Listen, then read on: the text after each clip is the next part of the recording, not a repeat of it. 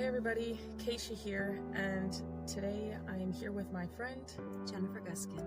and we need your help. We are right now working on advocacy for combating human trafficking, and here's why. So we'll give you a little bit of background of our story and why we're doing what we're doing. I was adopted as an infant by a couple who sold me throughout my childhood. I have been to Epstein Island and on multiple Lolita Express types of flights as a child. After I went public, Child Protective Services opened a substance-exposed newborn case, even though all tests came back negative, and they told me that if I wouldn't stop posting on social media, I would never see my daughter again. I started to connect how I was adopted as an infant and then sold throughout my childhood, how many other children who have been through the adoption, foster, and CPS pipelines have also been trafficked to Epstein's Elk. And as many of you guys know already, based on the work that we do at the CARES Project, I'm an American Indian born in Canada under the Jay Treaty. My father and I were exposed in the improper contagion mitigation for the COVID pandemic in early 2020. As a result of this, I lost everything: a house, cars, corporate assets, jobs. Bank accounts were shut down in Canada, and I fled to the US as an American Indian, fully documented, and was trafficked by rogue agents in ICE and other agents in the government, and forced to live with single American men. I was even imprisoned for 7 months initially, and then trafficked throughout the states. Put on full surveillance tracking and wasn't allowed to leave the city, house, or state without permission, or work without permission. And that happened for many years, and I was on and off the streets because of that, and in and out of shelters. And that is just a small example of what many go through in this trafficking system, be it the family courts or otherwise. So that's why the CARES Project will be going to DC to speak with representatives and do live reporting. We're also going to be in contact with other families who are dealing with human trafficking, and through the CPS courts or through any other means, lesser versions of trafficking, and doing reporting on them live and otherwise. We will also be working on, we ultimately want to shine light on what's going on with the trafficking here in the US. And we also want to meet with various agencies in DC, and we'll be going back and forth for training sessions and other things so that we can be better equipped to help people deal with resolving some of the issues that we're seeing. We will also be putting forth petitions in government to help people get justice, and that's something that we have been working on already so far. We have some petitions that have recently been filed in the state of Colorado, Michigan, Texas, and Arizona, and we will be continuing. But we can't do this on our own. We will be traveling to events and training courses, as well as DC on a consistent basis. We also have to get acceptable equipment, such as computers, cameras, interview gear, etc. There will be other miscellaneous costs that would also be like gas, food, and rooms if necessary. So that is why we are working towards combating human trafficking, and that is exactly why we need your help. We cannot do this alone, and most what the CARES Project does is on its own dime. And so we do love and appreciate each and every one of you that support us and all the work that we do. As many of you know, we also live stream on Lindell TV every day. And everything we do, like I said, is on our own dime. So we appreciate all the love and support and all the people who do donate, and we would very much love and appreciate that still. Thank you everybody for your time and considerations, and thank you for all the support, and we will catch you guys in the next one, and hopefully we might see you guys in the future and come across you and maybe be able to do some great things together. Hello, everybody, and welcome to the CARES Project podcast. Today we have with us an artist who goes by the name of SMZ. He is from Toronto in Canada and is well, I guess, I'll let you explain how you Yeah. your artistry. But welcome to the show. You ended up first, I guess, seeing me on Christopher James, Canadian guy. So, um, Yeah. Introduce yourself to our audience. Yeah, so my name's SMZ. I'm a artist from Toronto. I grew up in Toronto pretty much my whole life. Yeah, and my music generally revolves around like self-actualization and just getting in touch with yourself and finding the power in that. And more recently, I've just been on my own personal journey with Christ, and I've been finding that making its way into my music as well, and kind of recontextualizing that message I've always had. And yeah, I produce most of my own stuff, and I started off as a kid making poetry, and as I grew up seeing things around the world, I wanted to say more with more impact, and started rapping and making the music, and yeah, that's where I'm at now. Yeah. So, how long have you been doing this for, and when did you start? I guess that journey of waking up to the world Right. around us. Yeah, well, I mean, I started the music in like 2007, but I'd say my journey of like understanding what's going on around us, especially as it relates to the medical field and everything. My mom, she got sick in 2003. So right now, what we know it as radiation sickness or EMF sensitivity, which is electromagnetic fields. Excuse me. And she we didn't know what it was at first. She got hospitalized. I think she had numbness in her leg and some pain and stuff like that, and she didn't know why. And next thing you know, I started to see her walking with a cane, and I wasn't really aware of all the processes going on at the time, but I just saw the development of her symptoms. And then she started having to use a wheelchair. She was still working um, for many years, and then so from 2003 to 2007, it just got progressively worse to the point that she was she was she had to use like a amplifier to speak. She would lose her balance all the time. That was one of the early symptoms. And so we didn't know it was connected to the EMF signals and the radiation and the escalating like wireless element that was going on in our world, and hadn't reached a full head yet, but it was definitely there. Um, One of the early signs we had was that she would walk through automatic doors, not all the time, but sometimes, depending on which one I guess it was.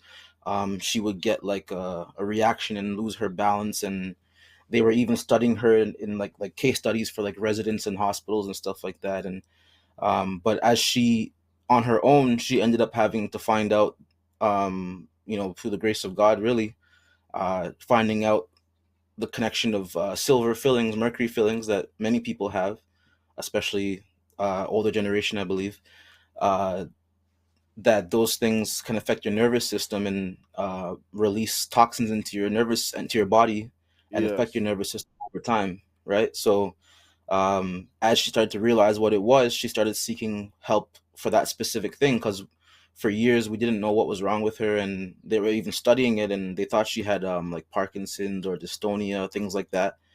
And yeah, eventually, as she started to find out how to detoxify herself, and she even got the fillings removed by a dentist. But this is a thing that can actually happen, and it's partially related to some of the what I've seen in your research, is that they didn't properly ventilate the fumes from the mercury fillings. Yes. um, that's a possibly what happened, and also just from the existing toxicity from the poisoning from the fillings already that were in her body.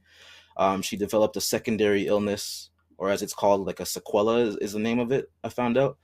And basically her condition was basically the same, but now it was specifically exacerbated by direct exposure to wireless signals and cell phones and stuff like that. It wasn't just a constant thing, but as the world became very much radiated and saturated with Wi-Fi and all these things, it became inescapable. So essentially, it's always there.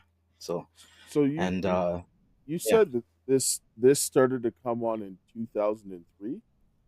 yes, yeah, Wasn't that just shortly after the lockdowns and the outbreak for SARS in Toronto, right? yep, yep, And yeah. what?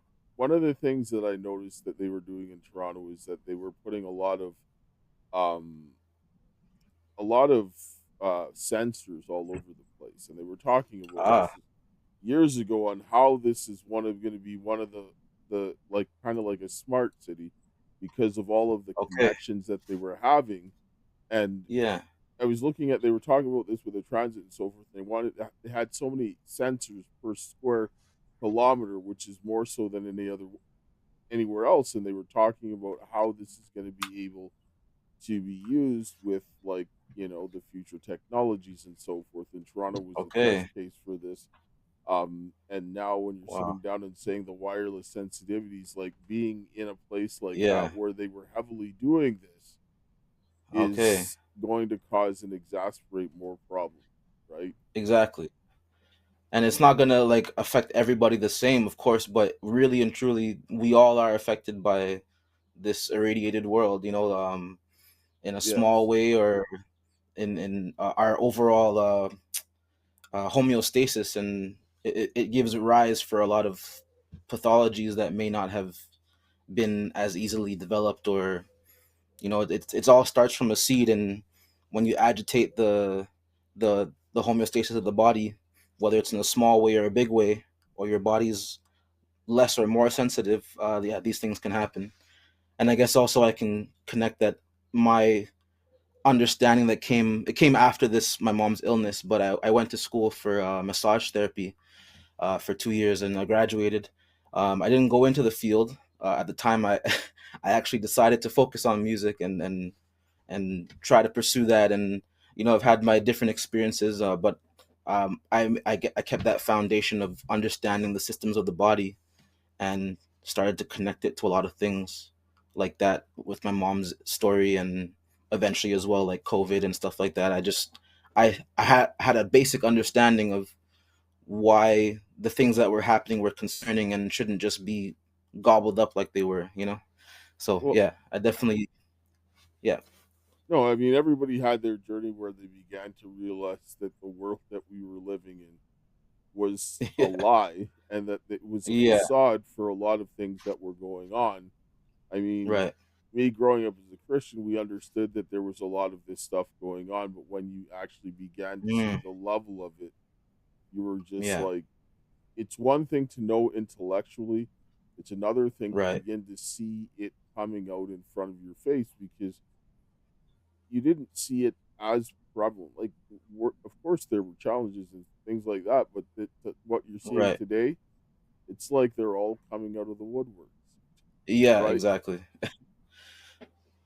Yeah, I So, see it as like a fallen world where the veil was lifted of kind of this gray area we were in, and then suddenly darkness was unleashed, and it all kind of connects to a lot of these things. well, and the when I look at and when I look at the world today, and I look at what I've learned from the Bible and so forth, the only it gives me the most rational explanation in my mind on how Hmm. this thing works, because Right. it just, especially when it talks about human behavior and nature, because like you go back Yeah. in there, you see the good, the bad, the ugly, they do all the same things. Sure, our technology might change, but they were Yeah. committing treason, they were killing their neighbors, they were doing all kinds of ridiculous nonsense. And that tells you, well, people did these things from time, Yeah. right?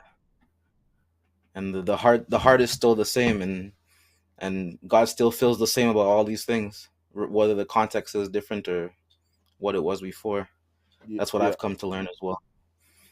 Well, yes, and then having to have that, dependence on faith in God outside of yourself to help Hmm. you deal with things, because I mean, I know that Yeah. as being in situations, you want to handle things a certain way, and God's like, no, don't. But then you understand that over time, well, you know Yeah. what, that makes more sense. Well, you know what, don't steal from your neighbors, pretty straightforward, and right, and some of the Right. things, Universal for the most part. and the lessons learned, right? Like, because Yeah. there's some things that you don't shouldn't have to. I mean, we're all gonna make mistakes, but we don't need to keep Hmm. putting our hand on the stove, right? Right. You Yeah. want to do it less. Hmm.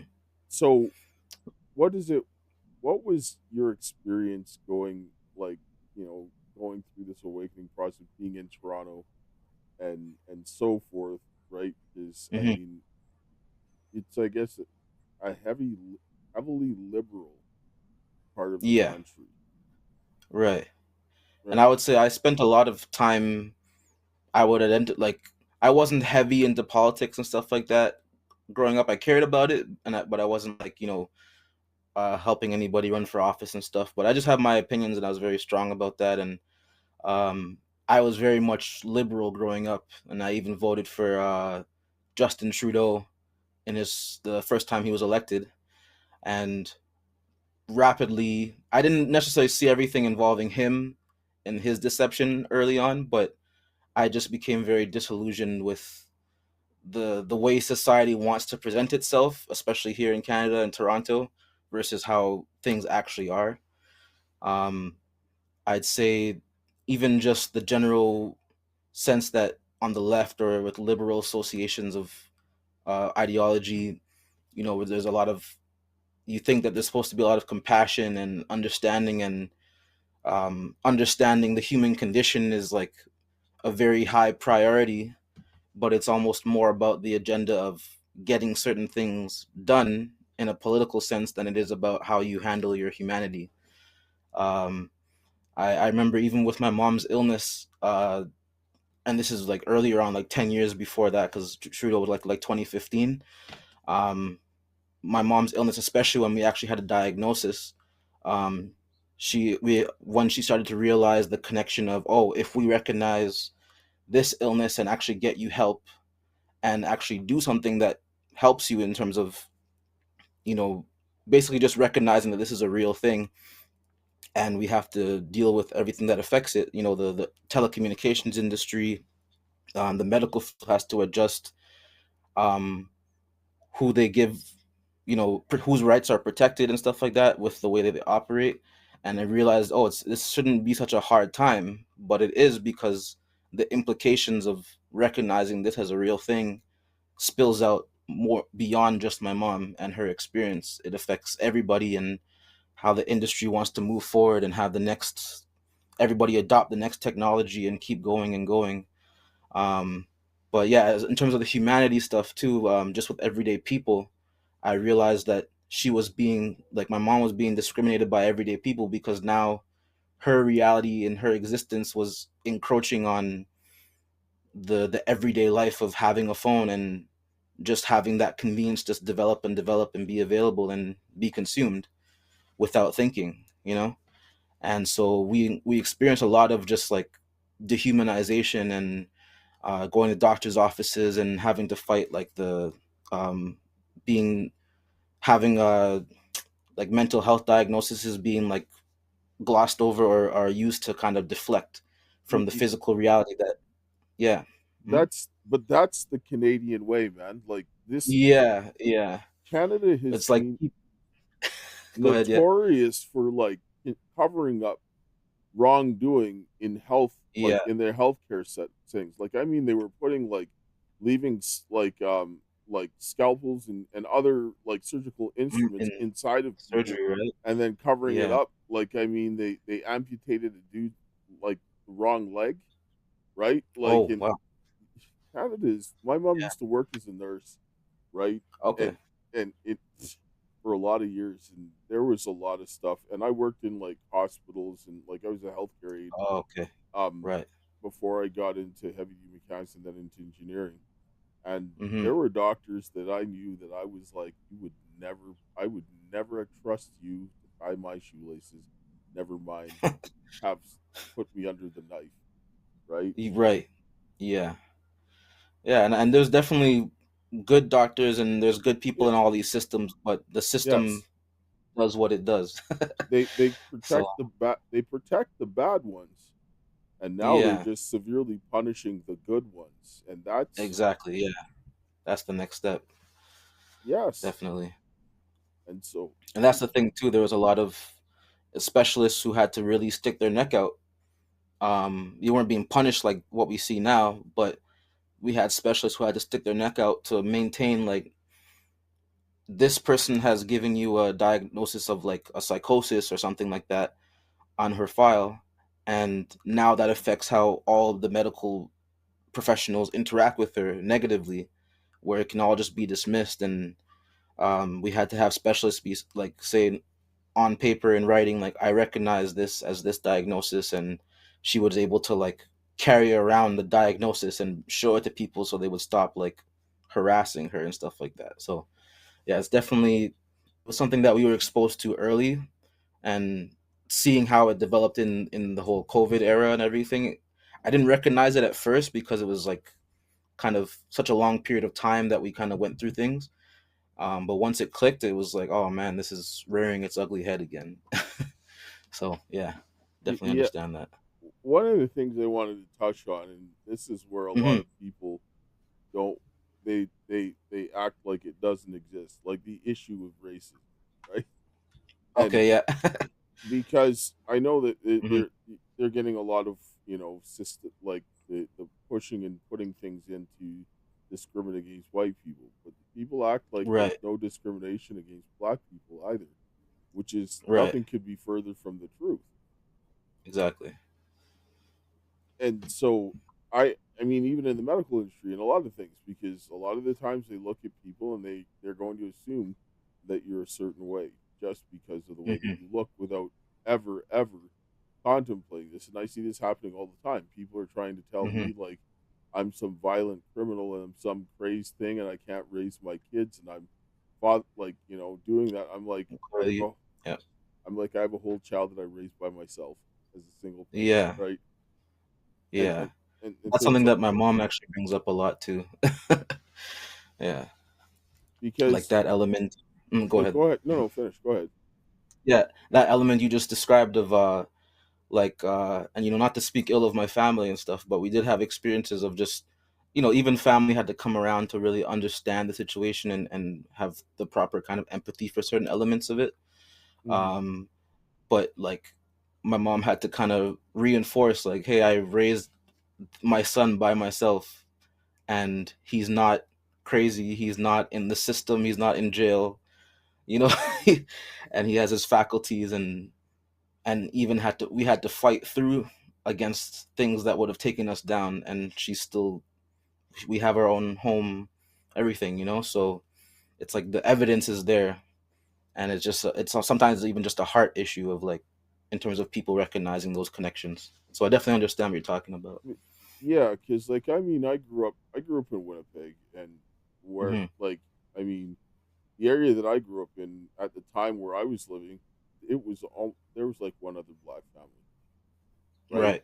And so Right in Western Canada there, or yes, Saskatchewan, I think. but Yeah. Winnipeg though, it did have Right in Winnipeg, yeah. black people, but Hmm. just in the areas that I lived in were not very many until I started to get much older, right? I Because they see. would live in Yeah. like on the east side of the city or an area adjacent, a little ways away from me. Because when I moved there, it was just complete suburbs and so forth. Hmm. And Right. so I mean, I remember like I sit down and tell them, I said most of the bullying in my life was done by white people. People were like, what? Especially Americans. I'm like, yeah. Yeah. I'm like, Canada is not like the United States. It's not, Yeah. It's, right? it's very, yeah.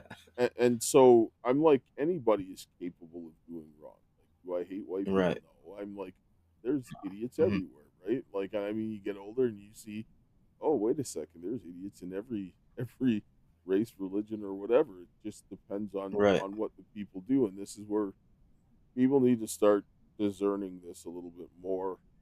Otherwise, they'll have a tendency to throw the baby with the bathwater. So Right. Yeah.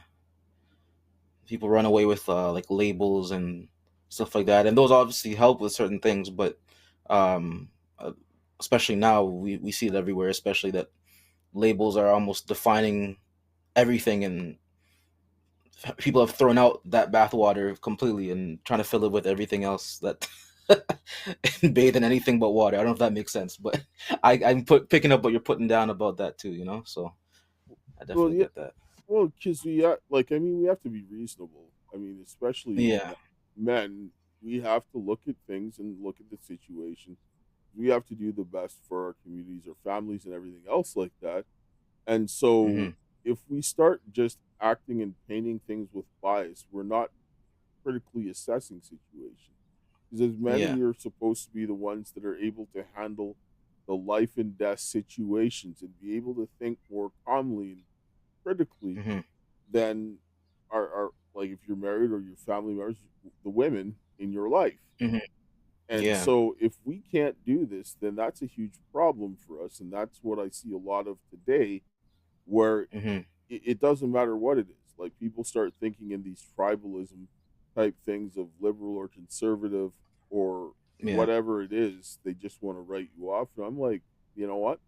There are people on reason that are reasonable on both sides of the argument. Sure, one side Mhm. might be a little bit more um, prone to having some fanaticism, but there are some Right. people there that are still reasonable, and there's some people that are wrong on that are on the conservative side. And so Mhm. what we want to do is get all the people that think together reasonably and want to build the country back. Because I don't care if somebody is not on the same political persuasion. At the end of the day, Right. they should want to have Canada that it works like a country, Mhm. right? Because I don't see that now. Yeah. And and that's kind of where my music, uh like I said, I was always kind of having stronger messages, like with my experience, that kind of spoke to it, growing up, and I was very like isolated in that experience with my mom. So I basically just kind of cocooned, and I didn't really have a lot of guidance. I really didn't have any guidance at all. um, and especially as my mom got really sick before they took out the feelings, um, it's like I was basically just almost raising myself at a certain point. So I've come to learn now, many years later, that the father I did have was God Himself, and He kept his me through His grace, and I'm just integrating and understanding that fully in the Spirit. But I was like well, connecting that to what you're saying about men and being leaders and being able to make these assessments. I had to do that early, but I still was missing a lot of how to deal with it. Um, so yeah, now that's where I'm at now, and uh, I saw that there was a need to kind of. I felt like I was in a screaming out of a hole in a sense when I was making my music. It's like, hey, we need to see this and understand what's going on. And now I saw with COVID and everything, and related to that, that how easily the world throws away its rights, especially here in this ecosystem in Toronto and Canada. Like it's almost like they threw it away. Like it wasn't just a drop. It's like there was a I know. opportunity to It hold on was to it, just and like they were like, just burn it down. Let's pour some more yeah, gasoline on it, right? exactly. And I didn't experience too much persecution when I was speaking out. Um, I did go on a podcast way back in like early 2021, I believe, or late summer of 2020 actually. And but and he was a good guy that I was talking to, but I realized that like what was the question he asked me? He asked me, so how do you feel about our rights coming back when I think we were allowed to go outside again and all this stuff in the summer and in Ontario. He's like, how do you feel about Doug Ford giving us our rights back? And I was so taken aback by that question. I was like, wait, what? Like, I couldn't take the question seriously, and I I responded in a I, I responded in a way that was almost dismissive. Like looking back, it was kind of dismissive because I just couldn't answer that the way he but put it. no, But like this is just like a joke of everyday conversation, and it just hit me in that moment. it's like, what are you talking Yeah, about, man? Like seriously. yeah, yeah. So yeah, Yeah, I was definitely in my circle, and especially around people my age and in the music scene. I was a person trying to speak up, and because I had some understanding and relevant experience, um, I was hoping to reach people that way.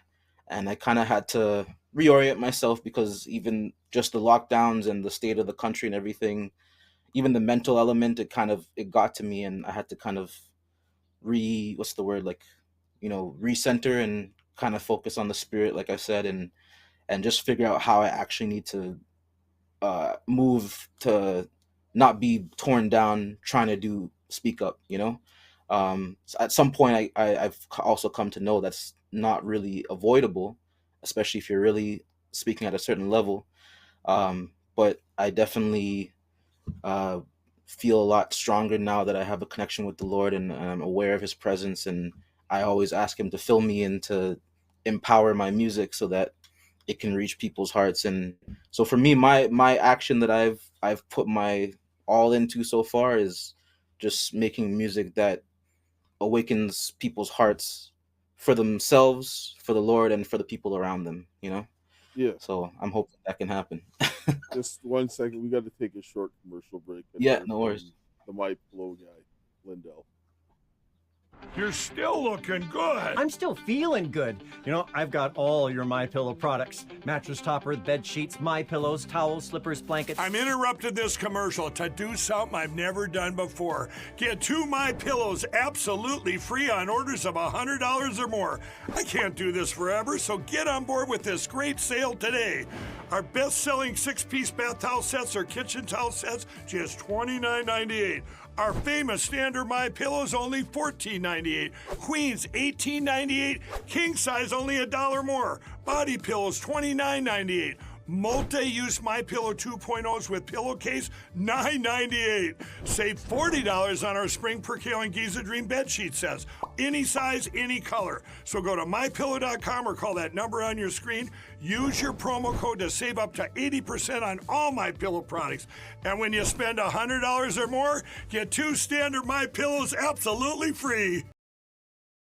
Yeah, so if anybody needs the My Pillow products, you can go to mypillow.com/Karis or call 800-845-2942. Use the promo code Karis. And there's other ways you can support. If you look down at the ticker there, there's an action plan. There's also Give, Send, Go, and so forth. And if you go to the links on Rumble or Facebook, you'll be able to see a lot of the other products that we have and some merchandise if you're interested. Support a good cause so we can keep bringing out the information that needs to be done. But Yeah. kind of circling back to like this whole situation about the way they talked about rights, because this is something that came up in Canada, and I watched this, and like, I mean, when I looked at what happened here, I was like, what Hmm. happened? Because, Yeah. but then I looked at what happened with 2001, right? And then Right. the way that the going on the planes worked, it was like they were conditioning you leading up to this. Because I remember when this stuff that they were doing after 2000 September 11th, 2001. I mean, Yeah. if they did that to you beforehand, people would have went nuts, Right. absolutely nuts, and been like, "What do you mean?" Right? Right. And so then all of that stuff, and then they passed all of these bills, and one of Right. them was the anti-terrorism bill, right? Hmm. And when Justin Trudeau came in, I didn't trust him, right? Like I'm like, you're a politician, you're dirty, right? But Yeah. he promised to repeal Bill C. It was called Bill C-51 at the time, the Oh, I didn't know that at the time. Anti-Terrorism Act. Oh yes, that came in under Yeah. the Harper government because Okay. they were getting a lot of fighting against it in the House of Commons, and then that guy rolled up with a gun to the House of Yeah. Commons that time, and then he got shot dead, and then everybody then voted for it to go in, and I That was was like, it. seriously? Because Okay. when I Yeah. saw that legislation, I said it is not designed for terrorists; it's going to be used on us, and that is Mm. exactly what they were planning to do because they brought these the anti-terrorism people out, the boys at Coots, and if you read that at section Hmm. 82 subsection B subsection I of the criminal code, it Yeah. is so grimy, guilty by association. Right. Wow. I gotta look into that. Mm-hmm. Problem Hmm. is, government's Yeah. guilty of terrorism, Government itself, right? right? Yeah. No, I definitely see that. I threw that in their face, and I took it like it's in the documents that I Right. put out, and I showed them how they were violating the elements of the crime, except they don't want to Hmm. investigate themselves, right? Yeah, yeah. And my mom was saying, what you're doing, you basically have to cry and sigh, Y- according to the Bible, is what she was Well, saying. yes, like I mean, Yeah, what we need is a generation of Elijahs, man, that are going to roll in and say, "This is the way it is." And then when it right, comes down time for that, they're going to sit down and say, "This is going to deal with it," because then the prophets of Baal need to get dealt with. Because when you look at it, the prophets of the hmm, Grove, they're like the alphabet mafia. That's exactly right. what they were. And the prophets of Baal are the ones that did filth and sacrificed children. Was Well, right. you're Yeah. seeing that same thing in principle is running through our land. This is why Hmm. they need men to stand up and say enough's enough. We're not sitting down here Right. saying going violent, but we need to stand our ground and say you're not taking freedoms and that there's going to be justice here. Otherwise, we're going to replace you because there's plenty of, even though Canada's corrupt, there's plenty Right. of processes that are still within our legal framework in order to Hmm. hold people accountable, and the people need to start doing it. Because Yeah. I look at my little daughter, and well, Hmm. I mean, I haven't seen her for almost 5 years, but I don't want her growing Right. up in a place like this. Right. Yeah. Right? Yeah. No. And yeah, we have to stand up for justice, and we have to know what justice is. We all have it written on our hearts. We know it intrinsically in a certain sense, but once again, just bringing it back to Christ, it's like that when I made that connection of the darkness in our world and these kind of systems that are in place, and in a sense this is what Christ was fighting against while he was alive, in a different form of institution, but essentially the same functions. And it's like we need to have a way to point to justice, to say that this is what we're fighting for, and it's not just coming out of the woodworks of whatever our subjective opinions are. It's like there's justice and we can stand for it, and there's a way to have empowerment in that, and we definitely can't be alone. Yes, it's like when I look at a control system, whether it's in an electronic device or whether Hmm. you're using it in a process within like Yeah. a government entity or a business entity, a control system functions the same. Mm. It just you translate it from one thing to the other, and you're seeing all of these control system failures. And when it comes down to the government and the people, the Hmm. people are the people are the ones that are to reset the government. When the government sets the line, it's up to us to fix the government. Because the government, they're not they're Yeah. not people. They A government is a job description. Like you don't have rights. This is why civil servants they don't have Yeah. rights. They don't because it's a job Yeah. description. You're not exercising that authority Right. as a human being. You're exercising the authority in that job description, and if you don't Gotcha. fill that job description you get fired, Yeah. right? And my mom used to work for the city before she got sick. I mean, she was still working after she got sick, so she was very familiar with. She was a social worker, so she was very familiar with how these systems work, and that was why even for me, she kept me protected, because she's like, don't do these kind of things. And, she was very motherly with it. Maybe if I had a fatherly balance, it would have been a little different how I moved. But she very much was aware, like, don't let them get you in certain systems, because they can strip you of your autonomy. And this is before it was like we were butting heads with it. It was just like from just my own awareness. She's just like, don't let them put certain things on your medical file or stuff like that. Just operate prudently, because once the government has their hands on you, especially in a health sense or like Oh the yes. social net sense, then they can kind of, they're not supposed to, it's not allowed, but we've seen that they'll do what they need to do to I, take your autonomy. And I yeah. grew I grew up with a single mother. My father, he died on the way to work. He was going to work, got in Right. a car accident. Like I Oh mean, man. sucked, right? Like it's not like he ran away. Yeah. Sorry to hear that. And so I had to learn and filter about what my mother said and say that's not going Yeah. to apply to me because I had to figure it out myself. But I did a lot of Right. I mean, reading the Bible. I'm like, okay, well, God's a man. Yeah. That's the ideal of a man. So I need to study that and understand that, Mhm. and obviously learn from other people around me. It becomes a lot more difficult when you don't have a father. I'll tell you that 100%. Yeah, yeah, for sure. But I do understand what that's like and what it takes to be able to now develop. And sometimes you have to learn some painful lessons along the way. But if you had a father, Yeah. he would teach you that. Because with my daughter, she doesn't Hmm. understand how some of the people do that stuff. I'm like, because I taught you consequences, right? Right. So that you don't have to learn consequences from the law. Like people are like, oh, well, I never do that to my kid. I said, I won't rule it off the table. I'm not going to sit down and say that's the first resort, but I have to gauge what I need to do and assess the situation. Obviously, I don't deal with my daughter when I'm angry. When she was younger, Right. I'd be like, go sit down and then think about Hmm. it. And then I have to sit down. Does this warrant it? What needs to be done? Because I know that the law and the medical system, like the mental system, they do not Yeah. care for you, and the social services, they do not. Because I grew up in Winnipeg, and Right. they were putting like children into hotels, and they were being Hmm. sex trafficked. This was front page of the news.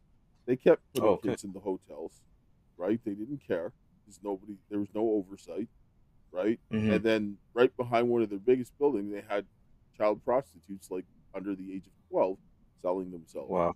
right behind the Wow. main building, Mm. right? For child and family services. They either go in there and take those kids and put them somewhere safe, but no, they leave them to go sell No. themselves, right? Wow. So I was like, yeah, nobody's gonna pay.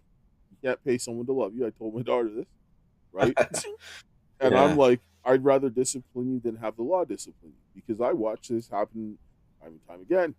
Don't do Yeah. it, right? Hmm. Yeah. That's interesting. It's and it's crazy how it ties back to a lot of like these different layers of like essentially evil in the world. Like they are connected. They don't operate independently that much anymore. Like, or at least it's easier to see now that they're not really independent of each other. And that's why you have to kind of know how to protect yourself and know how to, which like before you're even fighting anything, it's like what's your foundation, you know? And I think that's something that is very important for even today. Like we're just living in a developed things that have developed from the whole COVID era of life and have been exposed. But like if you step outside, like it's people still are living in that state, you know. So We yeah, do. it's Nope. important to still have that instilled. Yes, because we've been conditioned to do this. Like that Mm-hmm. experience with what they were doing in Winnipeg, the Mm-hmm. government was involved in child trafficking and they were flippantly doing it. And they did it with a lot Right. of the native kids because people didn't care. People were very Yeah. racist towards native people where I was Mm-hmm. growing up. And then they did it to minorities because people didn't care as much as well, right? Because Right. when they took my daughter, my oldest daughter, when she was a kid, Mm-hmm. no provocation, Right. no reason, never got any reason, lost all parental rights to my daughter. They Mm-hmm. put her in a place where she got molested. They made me have Yeah. supervised visits, but then I had to fight them tooth and nail. And it wasn't just in the courts. I had to go to the government officials. I went to the media. I went to all these different places. They Okay. all knew Yeah. about it and put a lot of pressure on them. And guess what? They capitulated and gave my kid back because they were Wow. putting her in places where people were doing abusive things. And Mm-hmm. like she was being exposed to sexually explicit things. And I'm like, excuse me, right? Yeah.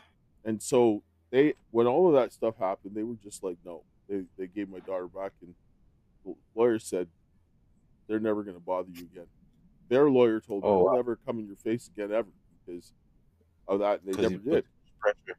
Because when Yeah. they would come in and somebody would make something, I'd be like, really? They said, you got it? You got evidence of that? No. Okay, Mm-hmm. goodbye. They're like, oh, we'll just come in. I said, no, I'm not doing that. You have to show Let's me talk that about I did something yeah. wrong. I'm not trying to prove my innocence. That's not the way Yeah. this works. I said, get lost. Click. Right. Exactly. Right? Yeah. It's good that you did that. And sometimes I know it wasn't probably easy to do, but in a sense, it shows like people think that it's harder to stand up for yourself, but sometimes it's actually easier because it's intrinsic, you know, especially in certain countries like in Canada, though, like you said, we do have these provisions to stand our ground and our rights. So it's Well, good that you did that. Yeah. what I'm looking at, the ideology is identical to what we're dealing with today. They called me a Hmm. conspiracy theorist. Like they did all of these same things that they're doing to me Yeah. now and trying to gaslight me, all of this kind of stuff. And I outlined Hmm. this in the documentation that I ended up sending to them Yeah. and showed them where they violated the charter and all these different things in their own laws. And then they just ended up capitulating eventually. And I'm like, Hmm. we're dealing with the same mentality. And when Yeah. this is where I sat down and understood that the traffickers and traders, like the child Hmm. pedophiles, they have the same mindset, like identical, Right. and they're Right. very predatory. And I'm like, I said, what I did then is really what we have to do now, but just with a whole bunch of people, because that was stage one cancer. This is stage four. We need to be aggressive, Right. right? Right. That makes sense. Yeah. Oh, I get you. Because I mean, so I mean, before we're getting close on time, but about Okay. Yeah. your participation in the music industry, you talked about that and how Hmm. much that's changed. What's how is that working for you now that you've changed and started to be more conscious of what you're saying and bringing your spiritual experience into it? Right. Yeah, my experience in the music industry, there was a time when I was really trying to do the whole I'm trying to make it thing and you know, just climb the ladder and get my music out there and that kind of hustle, you know, at all cost kind of thing. And I was doing that more so in a live sense. I was performing and stuff like that. And so there's a lot of I didn't get too close to the highest levels of like darkness, I guess, because of the way my music was, it kind of repelled certain things. I already had a certain um element of positivity and stuff, but definitely being a hip hop artist, I was definitely around a lot of negative influence and stuff. And my foundation was that I already wanted to go against that. So luckily that didn't really pervade my experience too much personally, although I did come close to some of those industry cliches of, you know, they say they like my music and I was about to even get signed and all these things like to a label as a producer, and they almost pulled like a 180 in terms of trying to get their hands on and through contracts. You might have heard those stories of how they kind of get you in these perpetual contracts and own your what you make for like 10 years after, and they get all the money. And I saw these things reading the contract, so I never actually signed them. Uh, um, and I felt that influence of that. This is kind of a dark area that if I join this, I'm gonna start getting exposed to that. So I kind of retreated a bit, and I just I found a lot of independent artists in in the scene who were different expressions, but basically all kind of trying to do our own thing. So I kind of had this ecosystem of people around me, and at the time of like when the lockdowns were happening and stuff, I was working at a studio. So I was around a lot of people who were aware of what was going on, but still kind of more focused on how do we get our business open again, and how do we get you know, because it's a event venue and people don't have money to pay for a studio and stuff like that. So I'd say it was around that it was 2020, so around 2023 is when I started going to church, and I had a calling to go to a specific church, and they were discipling me. And so I noticed my music changing, and one of the first things that happened, I literally left church and I went to the studio and they were making a song and they asked me to feature on it. And I just wrote a whole verse related to Jesus, but it was connected to the song, which was about like, you know, everything's brand new, like brand new car, brand new shoes, stuff like that. And I'm like, brand new life, brand new, you know, perspective because of Jesus. And they kept it in the song and they put it out. So I've kind of I haven't had to fight too hard in terms of the people around me, but definitely it's a step to take to be bold and say like, you know, not go halfway and say, you know what, this I'm not gonna compromise. And that song, you know, there was a lot of cussing and stuff, and the material wasn't exactly in line with what I was saying, but I felt like I had that opportunity to be that expression. And so yeah, I'm leaning into it more online, and because I basically do everything myself, it's not too jarring, and I'm seeing that whenever I commit to that expression, it's I'm rewarded by the Lord internally, and hopefully it's gonna keep happening externally as well. So yeah, it's been a good experience. Yeah, like I mean, I grew up in the hip hop scene in Winnipeg. I Hmm. mean, and was going out like coast to coast, and I saw some Right. of the stuff out in Toronto and out in Vancouver and whatnot, and we saw what went on, and I was like, yeah, no, like people knew a lot of people knew better not, than to come to me with certain kinds of things, because I was always in the mindset. I was always a Yeah. chill guy, but if you did something foolish, I would just straight tell you I didn't care. I'd be like, no, man, Right. right? Like, Yeah. get that nonsense away from me, right? Right. Yeah. And And there's a lot of nonsense in the hip hop world, and I'm yes, just trying to be a light. That's it- all. right? Yeah. I mean, I was one of those guys who just didn't care, and I would say it sometimes. I mean, it got me into pickles, but always figured a Right. way out. But I said, Yeah. why should I compromise? And I see a lot of the things that ended up happening to people that did.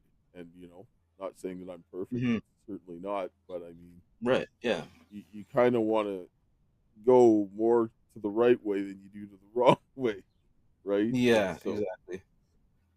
And it's yeah, easy to fall.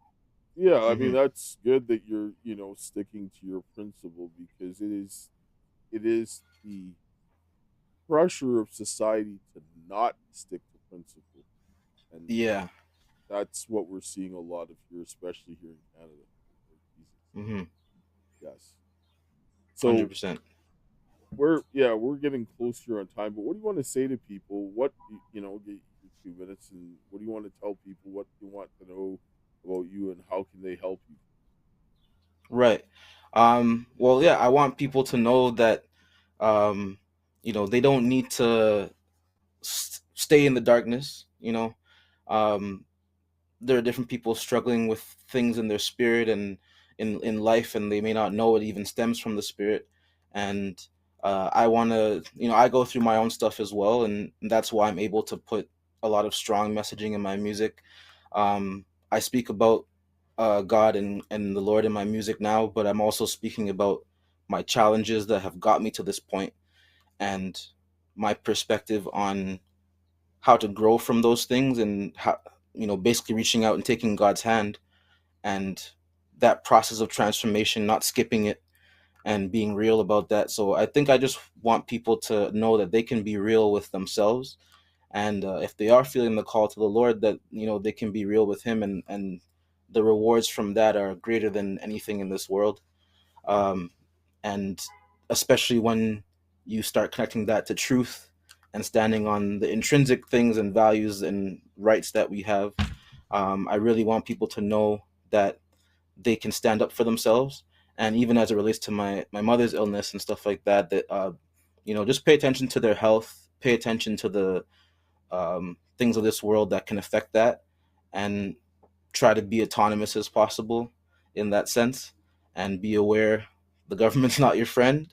It's a system that operates, and we use it, and it helps us sometimes, but yeah, we have to stand strong for ourselves, and we don't have to be an island either. And so yeah, just find love, find humanity, and do that through the Lord, and you'll be all right. That's You my know, message. that's no problem. I agree. The government's not your friend. That's why I had to laugh. I was just like, Yeah. yes, that is true. Yeah. Hmm. So guys, support him, follow him on social media and so forth.